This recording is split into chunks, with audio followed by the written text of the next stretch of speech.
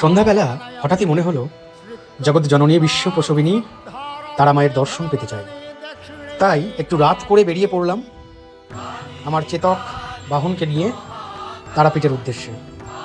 এদিন ছিল পূর্ণচন্দ্র পূর্ণিমা, তাই গ্রামের রাস্তার মধ্য দিয়ে যখন যাচ্ছিলাম তখন এই ভিডিওটা করলাম যে পূর্ণচন্দ্র দর্শন করতে করতে কিভাবে তারাপীঠের উদ্দেশ্যে রওনা দিচ্ছি।